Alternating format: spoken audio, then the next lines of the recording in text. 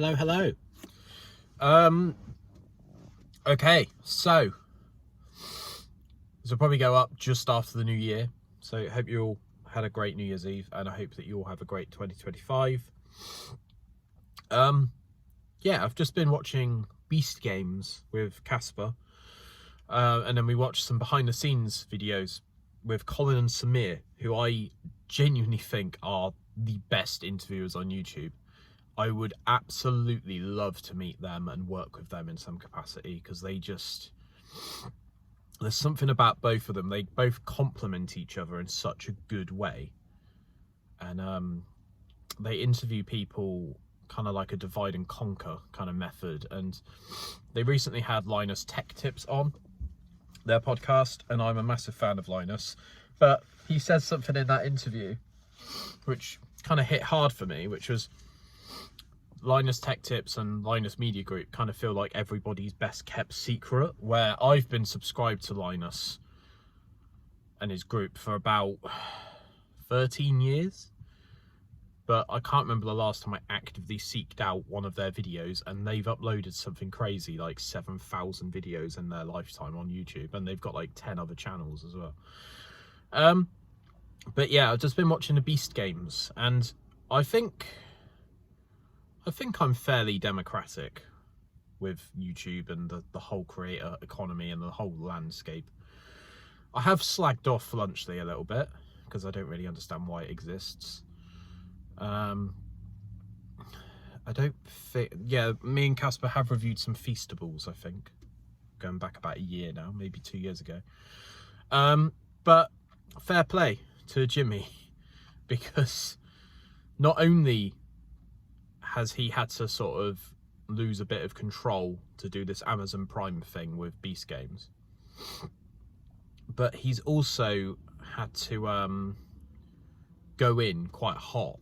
So the show is kind of like a battle royale Squid Games-esque thing, which seems to have become the sort of carbon copy format for most things on YouTube now, where it's like 100 people enter, only one person leaves.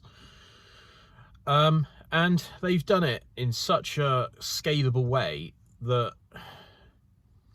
it's going to make me sound proper mental, proper autistic. But I really, really like it when I can see things at a sort of minimum viable product, when I can see them explode into conveyor belts and assembly lines of things. And I like watching sort of 1,000 people do something and 83 people falling through trapdoors at the same time. And I like watching things work in such synchronicity and such unison that, like, you could kind of multiply it by any amount. This year I've worked in a couple of factories myself, and it's quite cool watching like 10 or 11 people do the same thing at the same time, when it's like making cereal boxes and, like, you know, do. And yeah, it's just really, really cool to see a YouTuber, because that's fundamentally still what Jimmy is with Mr. Beast, is he is a YouTuber, take on this challenge and break about 100 Guinness World Records on his first outing.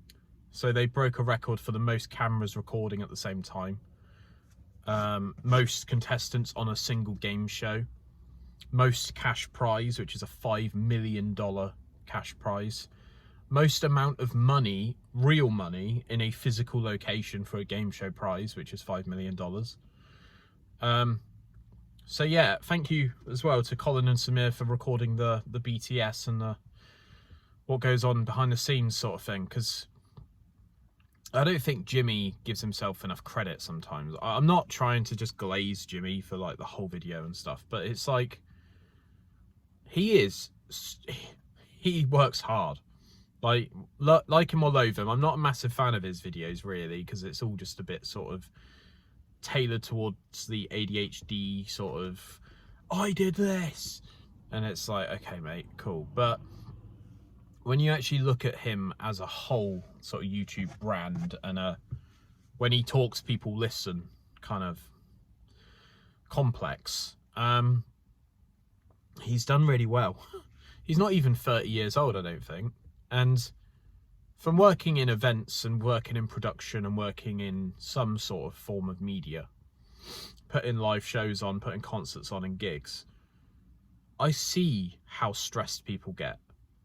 And unfortunately, there's three things that are going to happen in those situations where it's high pressure, high stress. Someone's going to collapse and completely buckle under the pressure. Someone's going to thrive and really, really enjoy it. And just, you can tell that they're just born to do leading and, you know, commanding and delegating, because that's huge. And then you get some people that kind of grin and bear it because they know that it's not going to be for the rest of their lives.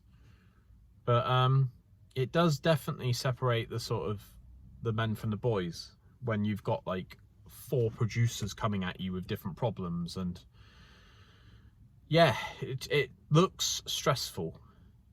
And Colin and Samir are really, really good at captivating that, because they actually did a behind the scenes thing when Mr. Beast Burger was a thing. I remember showing Casper this and saying to him at the end of the video, are you sure that you still want to be a YouTuber? Because there's hundreds of people chasing Jimmy down through this America. I think it's the Mall of America. And bro, I can't handle that. Like, I love being the guy, the idea guy, you know, but I don't need screaming kids running after me and asking me for pictures and swarming me and creating this like bottleneck. And I don't know if I could do that.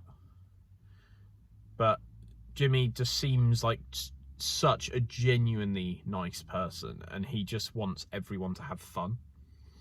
And he wants to genuinely just make the best videos possible on YouTube. And I think now there's this element which, you know, kind of coincides with Lunchley, which was like the rich getting richer and the poor getting poorer. And it's a very pertinent thing that's happened this year, especially in the UK. So we've got like Jimmy, who runs sort of North Carolina, from what I can understand. Logan Paul, who runs Puerto Rico and LA. And then you got KSI, who basically runs the whole of the UK, all joining forces to create this sort of Lunchables thing. And I don't know. I'm not really going to go into it too much because I'm just talking about Beast Games. But like, bro, if you watch the first 3 episodes of Beast Games and you're not impressed, I don't know what to say to you. Like, it is one of the most high energy, scalable game shows I've seen. Yeah, there's always this thing as well where, like, do YouTubers play well with streaming services and mainstream media? And some people don't know how to sort of not be in control of these things. But Jimmy, Mac, Dolan, what's his other name? Chandler, the guy that's just does nothing and everyone seems to adore him. Carl Jacobs. There's a couple of others as well on Team Mr. Beast, but Mac seems to be like really good at like directing stuff, and he's like written a lot of the lines that are actually in the Beast games and stuff, and Jimmy's obviously trusted him with that. But yeah, just a fantastic show, and I'm not too proud to, you know, celebrate other people and go against the grain. If everyone hates something, I'm not afraid to sort of jump in and say, actually, I think it was really good. There's a car at the moment, and he's literally holding up an entire roundabout's worth of traffic. I'm assuming that this person is like a learner driver and they're sat in like a car with someone. But yeah, I'm just a bit embarrassed for this person because they've just stalled like 3 times in a row. Yeah, not the best time to come out and do some learning driving, but there we go. Sorry about that. What was I gonna say? So yeah, like, I don't think it's necessarily going to be everyone's like favorite TV show of all time, but it's a good digestible show. They're about 40 minutes each, But yeah, I was quite praiseworthy of Inside, which is now going to be on Netflix, which is mental. And yeah, I'm excited to see what the future of YouTube looks like, just as a spectator, really, because people are making some serious moves nowadays on these streaming platforms. And yeah, I listened to Linus's interview earlier from Colin and Samir, and there was a point in the interview, you're not in a time loop, by the way, I'm talking about something else, where Linus actually emailed a company who wanted to buy Linus Media Group for $100 million, and Linus actually had the joy of saying no to these people, because what Linus has built is insane, and he can actually afford to say no to $100 million now, because he wanted to keep building his brand and building his sort of empire a little bit more, and then maybe in like 5 or 10 years he would give up the control of it. But YouTubers are fucking smashing it at the moment. Not necessarily myself included, but the whole landscape is completely blown apart at the moment, with this sort of some crazy deals being made and some crazy phone calls happening at the moment. And yeah, so yeah, there we go. That's what my 2025 looks like, is watching Beast Games, having some fun, and recording some more podcasts. So yeah, cool. Hope you're all good. Let me know what you're up to for New Year's Eve. It's already been by the time this goes out. And if you've got any goals for 2025, my one is just continuing the sort of health and well-being and the mindfulness of online digestion, and just being calm and just being a little bit less chaotic and a little bit less stimulated and anxiety ridden. But yeah, there we go. All right, cheers guys, bye.